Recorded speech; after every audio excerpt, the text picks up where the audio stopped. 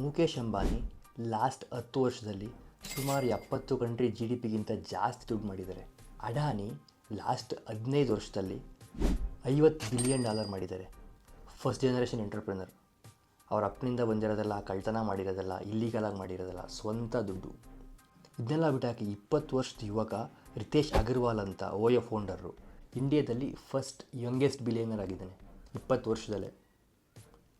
ಅಲ್ಲ, ಒಂದು ಸತಿ ಯೋಚನೆ ಮಾಡಿ, ನೀವು ಕೆಲಸಕ್ಕೆ ಹೋಗ್ತೀರಾ, ಬೆಳಗ್ಗೆಯಿಂದ ಸಾಯಂಕಾಲ ಕಷ್ಟಪಡ್ತೀರಾ, ಎಷ್ಟು ದುಡ್ಡು ಬರುತ್ತೆ ಅದರಲ್ಲಿ ಅಷ್ಟೋ ಇಷ್ಟು ಮಿಕ್ಸಿ ಸೇವಿಂಗ್ಸ್ ಮಾಡೋಣ ಅಂತ ಟ್ರೈ ಮಾಡ್ತೀರಾ. EMI ಹೋಗುತ್ತೆ, ಗ್ರಾಸರೀಸ್ ಹೋಗುತ್ತೆ, ಅಲ್ಲಿ ಇಲ್ಲಿ ಹೋಗುತ್ತೆ, ಕೊನೆಗೆ $1 ಉಳ್ಸೋಕ್ಕಾಗಲ್ಲ. ಅಂಥದ್ರಲ್ಲಿ ಇವ್ರನ್ನ ನೋಡಿದ್ರೆ ಇವರೇನು ನೈಟ್ ಡ್ಯೂಟಿ ಮಾಡ್ತಾಯಿಲ್ಲ, ಅಷ್ಟು ಕಷ್ಟಪಡ್ಕೊಂಡು ಸಾಯ್ತಾ ಇಲ್ಲ. ಅದೆಲ್ಲ ಬಿಡ್ತು ಅಂತ ಹೇಳಿದ್ರು ಇವರೇನು ಅಂಥ ಟ್ಯಾಲೆಂಟೆಡ್ ವ್ಯಕ್ತಿಗಳಂತೂ ಅಲ್ವೇ ಅಲ್ಲ. ಆದರೂ ಇಷ್ಟು ಸುಲಭವಾಗಿ ಹೆಂಗೆ ಸಾವಿರಾರು ಕೋಟಿ ಮಾಡ್ತಾಯಿದ್ದಾರೆ. ರಿಯಲ್ ಆಗಿ ಅನ್ಕಂಫರ್ಟೇಬಲ್ ಟ್ರೂತ್ ಏನಪ್ಪ ಅಂತ ಹೇಳಿದ್ರೆ, ಇವರೇನು ಇಲ್ಲೀಗಲಾಗಿ ಮಾಡ್ತಾಯಿಲ್ಲ, ಇವರೇನು ಅನ್ಎಥಿಕಲಾಗಿ ಮಾಡ್ತಾಯಿಲ್ಲ.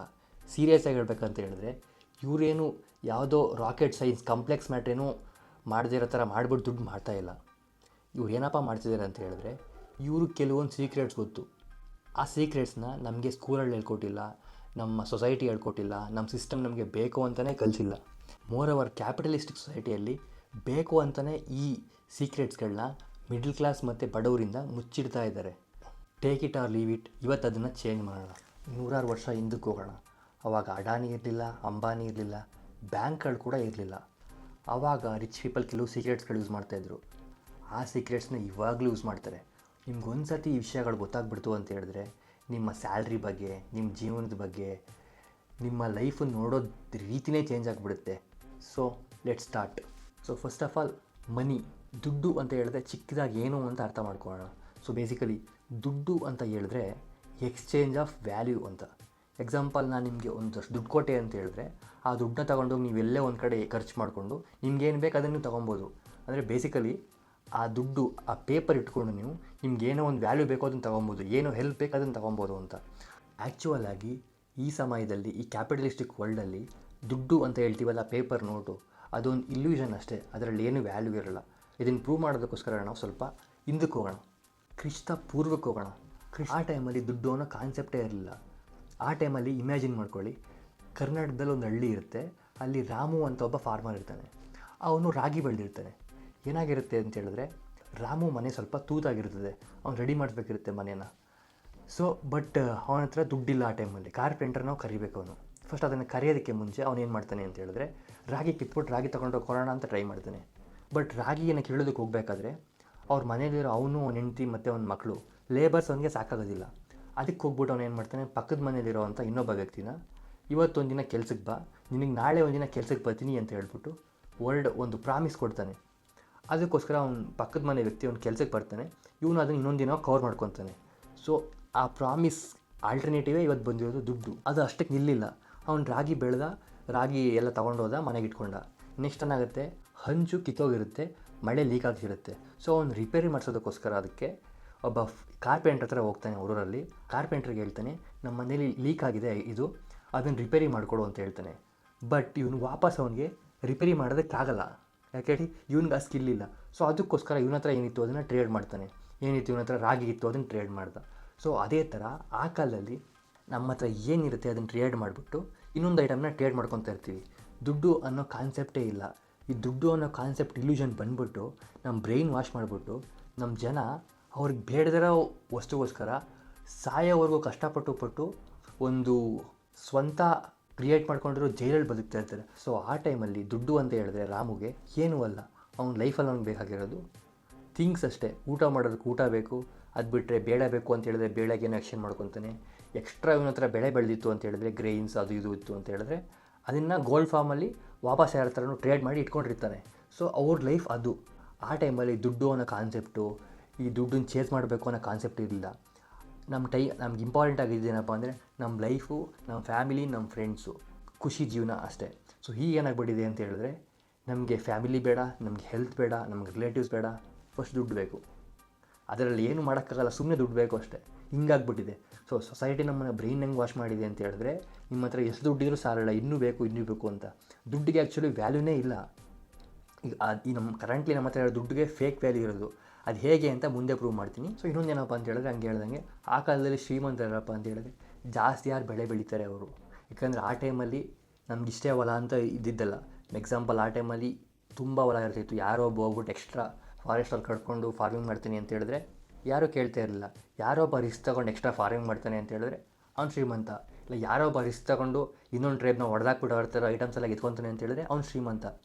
ಯಾರೊಬ್ಬ ಡಿಫ್ರೆಂಟಾಗಿ ಟ್ರೈ ಮಾಡ್ತಾನೆ, ಅವನ ಹತ್ರ ಕ್ರಿಯೇಟಿವಿಟಿ ತೊಗೊಂಡ್ಬರ್ತಾನೆ. ಎಕ್ಸಾಂಪಲ್ ಪೊಯೆಟ್ ಇರ್ಬೋದು, ಏನೋ ಬರೆಯೋದಕ್ಕೆ ಟ್ರೈ ಮಾಡ್ತಾನೆ, ಅವ್ರು ಶ್ರೀಮಂತರಾಗ್ತಾರೆ. ಯಾಕಂದರೆ ಅವ್ರಿಗೆ ಅಷ್ಟು ವ್ಯಾಲ್ಯೂ ಕೊಡ್ತಾರೆ, ಒಂದು ಕ್ರಿಯೇಟಿವಿಟಿ ಬ್ರಿಂಗ್ ಮಾಡ್ತಾರೆ ಅಂತ.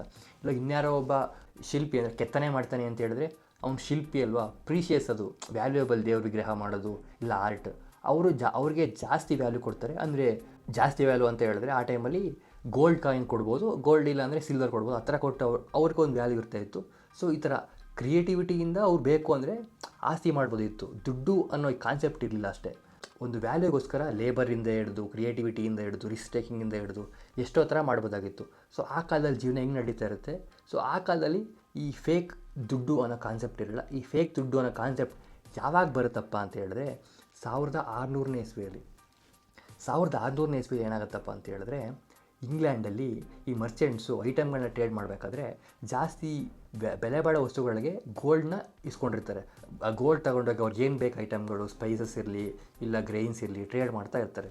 ಸೊ ಆ ಟೈಮಲ್ಲಿ ಏನಾಗ್ಬಿಡುತ್ತೆ ಅಂತ ಹೇಳಿದ್ರೆ ಕಳ್ತನ ಜಾಸ್ತಿ ಆಗಿಬಿಡುತ್ತೆ. ಯಾಕಂದರೆ ಜಾಸ್ತಿ ಗೋಲ್ಡ್ ಕ್ಯಾರಿ ಮಾಡೋದ್ರಿಂದ ಕಳ್ಳರಿಗೆ ಗೊತ್ತಾಗ್ಬಿಟ್ಟು ಕಳ್ತನ ಮಾಡೋದು ಈಸಿ.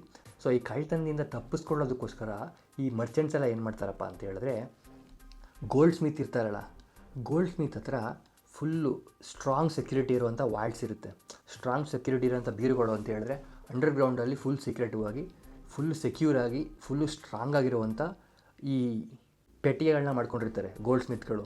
ಚಿನ್ನಗಳಿಗೆ ಆಭರಣಗಳಿಗೆ ಶೇಪ್ ಕೊಡ್ತಾರಲ್ಲ ಅವರು ಗೋಲ್ಡ್ ಸ್ಮಿತ್ ಅಂತ ಹೇಳಿದ್ರೆ. ಸೊ ಇವರೇನು ಮಾಡ್ತಾರೆ ಅಂತ ಹೇಳಿದ್ರೆ ಮರ್ಚೆಂಟ್ಸ್ಗಳು ಮತ್ತು ಬೇರೆ ಸಾಮಾನ್ಯ ಜನರು ಗೋಲ್ಡ್ಗಳನ್ನ ತೊಗೊಂಡೋಗಿ ಬೇರೆ ಐಟಮ್ಗಳು ತೊಗೊಳ್ಳೋದು, ಇಲ್ಲ ಗೋಲ್ಡ್ ತೊಗೊಂಡೋಗಿ ಇಲ್ಲ ಏನೋ ಐಟಮ್ಗೆ ಟ್ರೇಡ್ ಮಾಡೋದಕ್ಕಿಂತ ಗೋಲ್ಡ್ನ ಸೇಫ್ ಆಗಿರಲಿ ಅಂತ ಈ ಗೋಲ್ಡ್ ಸ್ಮಿತ್ ಹತ್ರ ಇಟ್ಬಿಟ್ಟು ಗೋಲ್ಡ್ ಸ್ಮಿತ್ ಹತ್ರ ರಿಸಿಪ್ಟ್ ಇಸ್ಕೊಂಡಿರ್ತಾರೆ. ನಮ್ಮ ಹತ್ರ ಇಷ್ಟು ಗೋಲ್ಡ್ ಇದೆ, ನೀವು ವಾಪಸ್ ಬಂದಾಗ ನಿಮಗೆ ಅಷ್ಟು ಗೋಲ್ಡ್ ವಾಪಸ್ ಕೊಡಿ ಅಂತ. ಸೊ ಆ ರಿಸಿಪ್ಟ್ ತೊಗೊಂಡೋಗಿ ಇಟ್ಕೊಳ್ತಾ ಇರ್ತಾರೆ. ಆಮೇಲೆ ಏನಾಗ್ಬಿಡುತ್ತೆ ಅಂತ ಹೇಳಿದ್ರೆ ಗೋಲ್ಡ್ನ ಕ್ಯಾರಿ ಮಾಡೋದಕ್ಕಿಂತ ಆ ರಿಸಿಪ್ಟ್ನ ಕ್ಯಾರಿ ಮಾಡ್ಕೊಂಡೋಗಿ ಆ ರಿಸಿಪ್ಟ್ನ ಎಕ್ಸ್ಚೇಂಜ್ ಮಾಡ್ಕೊತಾ ಇರ್ತಾರೆ ಅಷ್ಟೇ. ಸೊ ಆ ರಿಸಿಪ್ಟ್ ಇದೆಯಲ್ಲ, ಆ ರಿಸಿಪ್ಟೇ ಫಸ್ಟ್ ಮನಿ.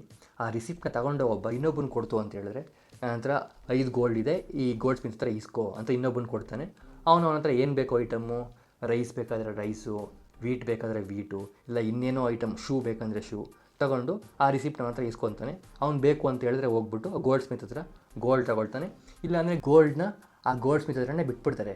ಬೇಕು ಅಂತ ಹೇಳಿದ್ರೆ ಆ ರಿಸಿಪ್ಟ್ ತೊಗೊಂಡು ಕೊಟ್ಟರೆ ಗೋಲ್ಡ್ನವ್ರಿಗೆ ವಾಪಸ್ ಕೊಡ್ತಾರೆ ಗೋಲ್ಡ್ ಸ್ಮಿತ್. ಬಟ್ ಆ ರಿಸಿಪ್ಟ್ಗಳನ್ನ ಇಟ್ಕೊಂಡೇ ಟ್ರೇಡ್ ಮಾಡ್ತಾ ಇರ್ತಾರೆ. ಇದನ್ನು ನೋಡಿದಂಥ ಬ್ಯಾಂಕ್ಗಳು ಆ ಟೈಮಲ್ಲಿ ಅವ್ರು ಹಿಂಗೆ ಮಾಡ್ತಾ ಇರ್ತಾರೆ, ನಾವ್ಯಾಕೆ ಮಾಡಬಾರ್ದು ಅಂತ ಹೇಳ್ಬಿಟ್ಟು ಅವರು ಸ್ಟಾರ್ಟ್ ಮಾಡ್ತಾರೆ. ಇದರಲ್ಲಿ ಲೂಪ್ ಹೋಲ್ ಏನಪ್ಪ ಇತ್ತು ಅಂತ ಹೇಳಿದ್ರೆ ಇದರಲ್ಲಿ ಜನಗಳಿಗೆ ಲೂಪ್ ಹೋಲ್ ಇರಲಿಲ್ಲ. ಆ್ಯಕ್ಚುಲಿ ಇದರಲ್ಲಿ ಲೂಪ್ ಹೋಲ್ ಇದ್ದಿದ್ದು ಗೋಲ್ಡ್ ಸ್ಮಿತ್ ಇರ್ತಾರಲ್ಲ ಅವ್ರಿಗೆ. ಆಮೇಲೆ ಬ್ಯಾಂಕ್ ಇದನ್ನು ಸ್ಟಾರ್ಟ್ ಮಾಡುತ್ತೆ. ಸೇಮ್ ಗೋಲ್ಡ್ ಸ್ಮಿತ್ ಬದಲು ಬ್ಯಾಂಕು ಚಿನ್ನ ಇಟ್ಕೊಂಡು ಅವ್ರು ರಿಸಿಪ್ಟ್ ಕೊಡ್ತಾರೆ. ಆ ರಿಸಿಪ್ಟ್ನೇ ದುಡ್ಡು ಅಂತ ಇವು ಜನಗಳು ಯೂಸ್ ಮಾಡ್ತಾರೆ. ಸೊ ಏನಪ್ಪ ಲೂಪ್ ಹೋಲ್ ಅಂತ ಹೇಳಿದ್ರೆ ಯಾವತ್ತೂ ಜನಗಳು ಹೋಗ್ಬಿಟ್ಟು ನಮಗೆ ಗೋಲ್ಡ್ ಬೇಕು ಅಂತ ವಾಪಸ್ ಕೇಳ್ತಾ ಇರಲ್ಲ ಸಡನ್ನಾಗಿ. ಫುಲ್ ಯಾವುದೋ ರೇರ್ ಕಂಡೀಷನಲ್ಲಿ ಯಾರೋ ಒಂದು 10% ಜನ ಹೋಗ್ಬಿಟ್ಟು ನಮಗೆ ಗೋಲ್ಡ್ ವಾಪಸ್ ಬೇಕು ಅಂತ ಕೇಳ್ತಾಯಿದ್ರು. ಸೊ ಇದನ್ನು ನೋಡಿದಂಥ ಗೋಲ್ಡ್ ಸ್ಮಿತ್ಗಳು ಮತ್ತು ಇದನ್ನು ನೋಡಿದಂಥ ಬ್ಯಾಂಕ್ಗಳು ಆ ಟೈಮಲ್ಲಿ ಏನು ಮಾಡ್ತಾರೆ ಅಂತ ಹೇಳಿದ್ರೆ ಸುಮ್ಮನೆ ಗೋಲ್ಡ್ ಇಲ್ಲ ಅಂತ ಹೇಳಿದ್ರೆ ರಿಸಿಪ್ಟ್ ಕ್ರಿಯೇಟ್ ಮಾಡಿ ರಿಸಿಪ್ಟ್ ಕೊಡೋದಕ್ಕೆ ಸ್ಟಾರ್ಟ್ ಮಾಡ್ತಾರೆ. ಸೊ ಆವಾಗಿಂದ ಫೇಕ್ ಮನಿ ಸ್ಟಾರ್ಟ್ ಆಗಿದ್ದು. ಸುಮ್ಮನೆ ಬರೆದು ಕೊಡ್ತಾ ಇದ್ದಾರೆ, ಜನಗಳು ಅಸ್ಯೂಮ್ ಮಾಡ್ಕೊಂಡು ಹಿಂಗೆ ಅಂತ ಎಕ್ಸ್ಚೇಂಜ್ ಮಾಡ್ಕೊತಾ ಇರ್ತಾರೆ ಗ್ರೈನ್ಸ್ನ, ಗೂಡ್ಸ್ನ. ಬಟ್ ಅದರಲ್ಲಿ ಏನೂ ಗೋಲ್ಡ್ ಇಲ್ಲ, ಏನಿಲ್ಲ. ಸೊ ಆಗ ಸ್ಟಾರ್ಟ್ ಆಗಿದ್ದು. ಇವಾಗಲೂ ಇದೇ ನಡೀತಾ ಇರೋದು. ಇದನ್ನು ಫ್ರ್ಯಾಕ್ಷನಲ್ ರಿಸರ್ವ್ ಲೆಂಡಿಂಗ್ ಅಂತ ಹೇಳ್ತಾರೆ. ಇದು ಅರ್ಥ ಏನಪ್ಪ ಅಂತ ಹೇಳಿದ್ರೆ ನೀವು ಬ್ಯಾಂಕಲ್ಲಿ ಹೋಗ್ಬಿಟ್ಟು ನಿಮ್ಮ ಐಟಮ್ಗಳನ್ನ ನೀವು ಡೆಪಾಸಿಟ್ ಮಾಡ್ತು ಅಂತ ಹೇಳಿದ್ರೆ ಒಂದು 10,000ನ ಅವ್ರು ನಿಮ್ಮ 10,000 ಇಟ್ಕೊಂಡು ಅವ್ರ ಹತ್ರ ಬ್ಯಾಂಕಲ್ಲಿ 1,00,000 ಇದೆ ಅಂತ ಹೇಳ್ಬಿಟ್ಟು ಇನ್ನೊಬ್ಬ ವ್ಯಕ್ತಿಗೆ ಸುಮ್ಮನೆ ಪೇಪರ್ ಬ್ಲ್ಯಾಂಕ್ ಡಿಜಿಟಲ್ ಮನಿಯಲ್ಲಿ ಇವತ್ತಿರೋದು ಸುಮ್ಮನೆ ಚೆಕ್ ಬರ್ಕೊಡ್ತಾರೆ, ನಿಮ್ಮ ಬ್ಯಾಂಕಲ್ಲಿ 1,00,000 ಟ್ರಾನ್ಸ್ಫರ್ ಮಾಡಿದ್ದೀವಿ ಲೋನ್ ಅಂತ. ಸೊ ಅವ್ರ ಹತ್ರ ಬ್ಯಾಂಕ್ ಇಂಟ್ರೆಸ್ಟ್ ತೊಗೊಂಡು ನಿಮಗೆ ಬ್ಯಾಂಕ್ ಅದರಲ್ಲಿ ಸ್ವಲ್ಪ ಇಂಟ್ರೆಸ್ಟ್ ಕೊಟ್ಟು ಬ್ಯಾಂಕ್ ದುಡ್ಡು ಮಾಡುತ್ತೆ. ಸೊ ಇವತ್ತಿನ ಪ್ರಪಂಚದಲ್ಲಿ ಬ್ಯಾಂಕ್ಗಳು ಸರಿಯಾಗಿ ದುಡ್ಡು ಮಾಡ್ತಾ ಇರ್ತವೆ. ಬ್ಯಾಂಕ್ ಬಿಡ್ತು ಅಂತ ಹೇಳಿದ್ರೆ ಶ್ರೀಮಂತರು ಕೂಡ ಬ್ಯಾಂಕಿಂದ ಲೋನ್ ತಗೊಂಡು ಸಿಮಿಲರ್ಲಿ ಲೆವರೇಜ್ ಮಾಡ್ಕೊತಾರೆ. ಅದು ಬೇರೆ ಕಾನ್ಸೆಪ್ಟು. ಸೊ ಬಟ್ ಇದರಲ್ಲೇನಪ್ಪ ಅಂತ ಹೇಳಿದ್ರೆ ಯಾರು ರಿಚ್ ಇರ್ತಾರೆ ಅವ್ರ ಅಡ್ವಾಂಟೇಜ್ ತಗೊಳ್ಳೋದು ಈಸಿ ಆಯಿತು. ಸೊ ಇವಾಗ ಗೊತ್ತಾಯ್ತು ನಮಗೆ ಕೊಡ್ತಾ ಇರೋ ಬ್ಯಾಂಕ್ ದುಡ್ಡಿದೆಯಲ್ಲ ಅದು ಫೇಕ್ ಮನಿ, ನಾವೇನೋ ಇಲ್ಯೂಷನಿಂದೇನೋ ಮಾಡ್ಕೊಳ್ತಾ ಇದ್ದೀವಿ ಅಂತ. ಸೊ ಅದೆಲ್ಲ ಸರಿ, ಫೇಕ್ ಮನಿನೇ ಇರ್ಬೋದು. ನಾನು ಫೇಕ್ ಮನಿನೇ ಮಾಡಬೇಕು ಅಂತ ಹೇಳಿದ್ರೆ ಏನಪ್ಪ ಮಾಡೋದು ಅಂತ ನಿಮಗೆ ಡೌಟ್ ಇರುತ್ತಲ್ವಾ.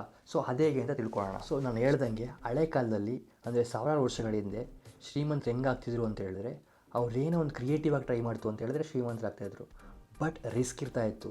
ನೀನೇನೋ ಮಾಡೋಕ್ಕೆ ಹೋಗ್ತೀಯಾ, ಪೊಯೆಟ್ ಆಗ್ತೀಯಾ, ಇಲ್ಲ ಏನೋ ಒಂದು ಮಾಡೋಕ್ಕೆ ಹೋಗ್ತೀಯಾ, ಅದು ಕಿಂಗ್ ಅಫೆಂಡ್ ಆಯಿತು, ಇಲ್ಲ ಜನಗಳಿಗೆ ಅಫೆಂಡ್ ಆಯಿತು ಅಂತ ಹೇಳಿದ್ರೆ ಸಾಯಿಸ್ಬಿಡ್ತಾಯಿದ್ರು. ಬಟ್ ರಿಸ್ಕ್ ತೊಗೊಂಡ್ರೆ ಅವ್ರಿಗೆ ಕರೆಕ್ಟಾಗಿ ಅವ್ರಿಗೆ ಪಾಸಿಟಿವ್ ಔಟ್ಕಮ್ ಬಂತು ಅಂತ ಹೇಳಿದ್ರೆ ಸರಿಯಾಗಿ ಆಸ್ತಿ ಮಾಡ್ತಾಯಿದ್ರು. ಆಸ್ತಿ ಅಂದರೆ ಆ ಟೈಮಲ್ಲಿ ಗೋಲ್ಡು. ಇನ್ನೂ ದೊಡ್ಡ ರಿಸ್ಕ್ ತೊಗೊತೀನಿ ಅಂತ ಹೇಳ್ಬಿಟ್ಟು ಇನ್ನೊಂದು ರಾಜ್ಯದ ವಿರುದ್ಧ ಇಲ್ಲ ಇನ್ನೊಂದು ಟ್ರೈಬ್ ವಿರುದ್ಧ ಫೈಟ್ ಆಡ್ತು ಅಂತ ಹೇಳಿದ್ರೆ ಅವ್ರ ಹತ್ರ ಇರೋ ಆಸ್ತಿ ಎಲ್ಲ ಇವ್ರಿಗೆ ಬರ್ತಾಯಿತ್ತು. ಸೊ ಅದು ಒಂದು ಫಾರ್ಮು. ಅದು ಬಿಟ್ಟರೆ ಫಾರ್ಮಿಂಗು, ಲೇಬರು, ಇವಾಗ ನಾವು ಕಾರ್ಪೊರೇಟ್ರಲ್ಲಿ ಏನು ಕೆಲಸ ಮಾಡ್ತೀವಲ್ಲ ಆ ಕಾಲದಲ್ಲಿ ಅದು ಲೇಬರು, ಅದು cheapest form of making money. So ಆ ಥರ ಹಲವಾರು ವಿಧಗಳಿತ್ತು.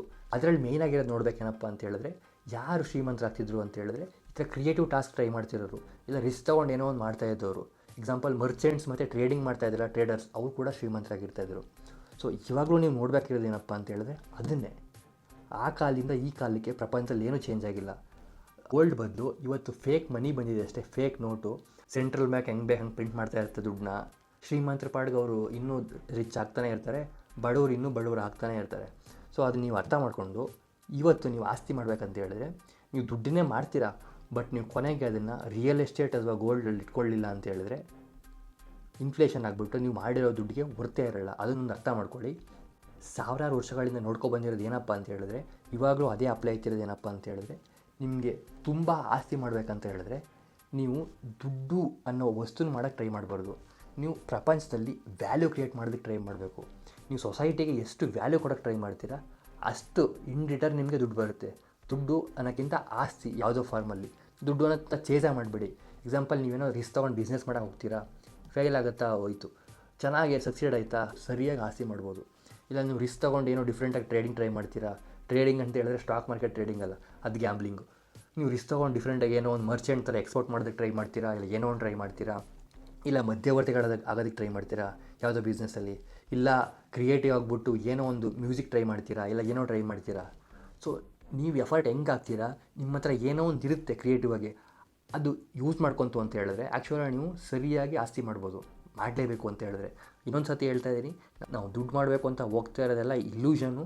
This is created by society. ಸುಮ್ಮನೆ ನಮ್ಮನ್ನು ಫ್ರೀ ಲೇಬರಾಗಿ ಯೂಸ್ ಮಾಡ್ಕೊಳ್ಳೋದಕ್ಕೋಸ್ಕರ ಈ ಸೊಸೈಟಿ ನಮ್ಗೆ ಈ ಥರ ಕ್ರಿಯೇಟ್ ಮಾಡಿದೆ, ಅದನ್ನು ಅರ್ಥ ಮಾಡ್ಕೊಳ್ಳಿ. ಬಟ್ ಸ್ಟಿಲ್ ನಮ್ಮ ಲಿವಿಂಗೋಸ್ಕರ ಅಷ್ಟು ಇಷ್ಟು ಆಸ್ತಿ ಬೇಕು ಅಂತ ಹೇಳಿದ್ರೆ ಅದನ್ನು ಮಾಡೋದಕ್ಕೆ ಬೆಸ್ಟ್ ಆಪ್ಷನ್ಗಳು ಕ್ರಿಯೇಟಿವ್ ವೇಸ್ ಅಷ್ಟೇ, ಇಲ್ಲ ರಿಸ್ಕ್ ತೊಗೊಬೇಕು. ಬಟ್ ಲೇಬರಾಗಿ ನಾವು ಏನು ಕಾರ್ಪೊರೇಟಲ್ಲಿ ಕೆಲಸ ಮಾಡ್ತೀವಿ, ಇಲ್ಲ ಬೇರೆ ಕೆಲಸ ಏನು ಮಾಡ್ತೀವಲ್ಲ ಅದು ವರ್ಸ್ಟ್ ಫಾರ್ಮ್ ಆಫ್ ಲೆವರೇಜ್. ಯಾಕೆಂದರೆ ನಾವು ಕಾರ್ಪೊರೇಟಲ್ಲಿ ಕೆಲಸ ಮಾಡ್ತೀವಲ್ಲ ಅದು ಹಳೆ ಕಾಲದಲ್ಲಿ ಸೇಮ್ ಯಾರೋ ಇನ್ನೊಬ್ರು ಹೊಲದಲ್ಲಿ ಹೋಗ್ಬಿಟ್ಟು ಹೊಲದಲ್ಲಿ ಕೆಲಸ ಮಾಡೋದಕ್ಕೆ ಸಮಾನ. ಸೊ ಅದು ಲೀಸ್ಟ್ ಅಮೌಂಟ್ ಕೊಡುತ್ತೆ. ನೀವು ಅಲ್ಲಿ ದುಡ್ಡು ಮಾಡ್ತು ಅಂತ ಹೇಳಿದ್ರೂ ಸ್ವಲ್ಪ ಅಮೌಂಟ್ ಮಾಡಿಕೊಂಡು ನಿಮ್ಮ ಕ್ರಿಯೇಟಿವಿಟಿ ಯೂಸ್ ಮಾಡಿಕೊಂಡು ನೀವು ಬೇರೆ ಡೊಮೈನ್ಗೆ ಶಿಫ್ಟ್ ಆಗೋದಕ್ಕೆ ಟ್ರೈ ಮಾಡಿ. ನಿಮ್ಮ ಹತ್ರ ಇರೋವಂಥ ಸಿಂಗಿಂಗೋ, ನಿಮ್ಮ ಹತ್ರ ಇರೋವಂಥ ಸ್ಟೋರಿ ಟೆಲ್ಲಿಂಗೋ, ಫಿಲಮ್ ಮೇಕಿಂಗೋ, ಇಲ್ಲ ನಿಮ್ಮ ಹತ್ರ ಇರೋವಂಥ ರೈಟಿಂಗೋ, ಇಲ್ಲ ನಿಮ್ಮ ಹತ್ರ ಇರೋವಂಥ ಏನೋ ಒಂದು ಸ್ಕಿಲ್ಲೋ, ಇಲ್ಲ ನಿಮ್ಮ ಹತ್ರ ಏನೋ ಒಂದು ಬಿಸ್ನೆಸ್ ಮಾಡೋ ಕೆಪಬಿಲಿಟಿ ಇದೆ ಅಂದರೆ ಅದನ್ನು ಟ್ರೈ ಮಾಡಿ. ಸೊ ಹಾಗೇ ಆಗುತ್ತೆ. ಮೋರ್ ದೆನ್ ಎನಿಥಿಂಗ್ ನೀವು ಬ್ಲೈಂಡ್ಲಿ ದುಡ್ಡನ್ನು ಚೇಸ್ ಮಾಡೋದಕ್ಕಿಂತ, ಅದಕ್ಕೆ ರಿಯಲ್ ವ್ಯಾಲ್ಯೂ ಇಲ್ಲ ಅದನ್ನು ಸುಮ್ಮನೆ ಕಂಪ್ಲೀಟ್ಲಿ ಚೇಸ್ ಮಾಡೋದಕ್ಕಿಂತ ಲೈಕ್ ಏನೋ ಒಂದು ಕ್ರಿಯೇಟಿವ್ ಟ್ರೈ ಮಾಡಿ. ಏನು ಮಾಡಿದ್ರೆ ನಿಮಗೆ ಆ್ಯಕ್ಚುಲಿ ಇಷ್ಟ ಅಂತ ಅನಿಸುತ್ತೆ ಅದನ್ನು ಟ್ರೈ ಮಾಡಿ. ಫೇಲ್ ಆಯಿತಾ ಪರವಾಗಿಲ್ಲ, ಮತ್ತೆ ಒಂದು ಟ್ರೈ ಮಾಡಿ. ಇನ್ನೊಂದೇನಪ್ಪ ಅಂತ ಹೇಳಿದ್ರೆ ನಮ್ಮ ಜನ ಏನಕ್ಕೆ ಈ ಥರ ರಿಸ್ಕ್ ತೊಗೊಳ್ಳಲ್ಲ, ಇಲ್ಲ ಏನಕ್ಕೆ ಈ ಥರ ಕ್ರಿಯೇಟಿವಾಗಿ ಟ್ರೈ ಮಾಡಲ್ಲ ಅಂತ ಹೇಳಿದ್ರೆ ನಮ್ಮದು ಒಂದು ಎವಲ್ಯೂಷನರಲ್ಲಿ ಒಂದು ಕಾನ್ಸೆಪ್ಟ್ ಎಂಬೈಡ್ ಆಗಿಬಿಟ್ಟಿದೆ. ಆ ಕಾಲದಲ್ಲಿ ಸಾವಿರಾರು ವರ್ಷಗಳಿಂದ ನೀವೇನೋ ಡಿಫ್ರೆಂಟಾಗಿ ಟ್ರೈ ಮಾಡ್ತು ಅಂತ ಹೇಳಿದ್ರೆ ಫೇಲ್ ಆಯಿತು ಅಂತ ಹೇಳಿದ್ರೆ, ಇಲ್ಲ ಯಾರಿಗೂ ಇಷ್ಟ ಆಗಿಲ್ಲ ನೀವು ಮಾಡಿರೋದು, ಇಲ್ಲ ನೀವೇನೋ ಶಿಲ್ಪಿಯಾಗಿ ಕೆತ್ತನೆ ಟ್ರೈ ಮಾಡ್ತೀರಾ, ನಿಮ್ಮ ಜನಗಳಿಗೆ ಇಷ್ಟ ಆಗಿಲ್ಲ, ಇಲ್ಲ ನಿಮ್ಮ ಕಿಂಗ್ ಇಷ್ಟ ಆಗಿಲ್ಲ ಅಂತ ಹೇಳಿದ್ರೆ ಆ ಟೈಮಲ್ಲಿ ಫೇಲ್ ಆದರೆ ನಿಮಗೆ ಶಿಕ್ಷೆ ತುಂಬ ಇರ್ತಾಯಿತ್ತು.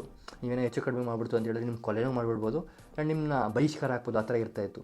ಬಟ್ ನಮಗೆ ಆ ಕಾನ್ಸೆಪ್ಟ್ ಏನಾಗ್ಬಿಟ್ಟಿದೆ ಅಂದರೆ ಮೆಂಟಲಿ ಎಂಬೈಡ್ ಆಗಿಬಿಟ್ಟಿದೆ. ನಾನು ಫೇಲ್ ಆಗಿಬಿಡ್ತು ಅಂತ ಹೇಳಿದ್ರೆ ನನಗೇನೋ ಆಗಿಬಿಡುತ್ತೆ ಅಂತ. ಬಟ್ ಈ ಕಾಲದಲ್ಲಿ ಹಂಗಿಲ್ಲ. ಈ ಕಾಲದಲ್ಲಿ ನಮಗೆ ಫೇಲ್ ಆದರೆ ಆ ಥರ ಏನಾಗಲ್ಲ ಅಂತ ನಾವು ಕಾನ್ಷಿಯಸ್ಲಿ ಅರ್ಥ ಮಾಡ್ಕೊಬೇಕು.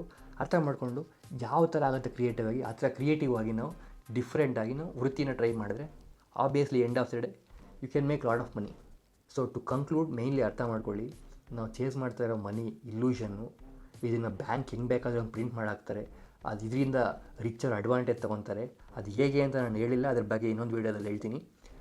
ನೀವು ಅದನ್ನು ಚೇಸ್ ಮಾಡೋದನ್ನು ಬಿಟ್ಟು ನಿಮ್ಮ ಜೀವನಕ್ಕೆ ಎಷ್ಟು ಬೇಕು ಅದನ್ನು ಮಾಡಿಕೊಂಡು ಕ್ರಿಯೇಟಿವ್ ಆಗಿ ಬದುಕೋದಕ್ಕೆ ಟ್ರೈ ಮಾಡಿ. ಅದರಿಂದ ನಿಮ್ಮ ಲೈಫ್ಗೆ ಒಂದು ಅರ್ಥ ಕೂಡ ಇರುತ್ತೆ, ಸಂತೋಷವಾಗಿ ಕೂಡ ಇರ್ಬೋದು. ಬ್ಲೈಂಡ್ಲಿ ಈ ಫೇಕ್ ಮನಿನ ಚೇಸ್ ಮಾಡೋದಕ್ಕೆ ಹೋಗಬೇಡಿ. Thank you.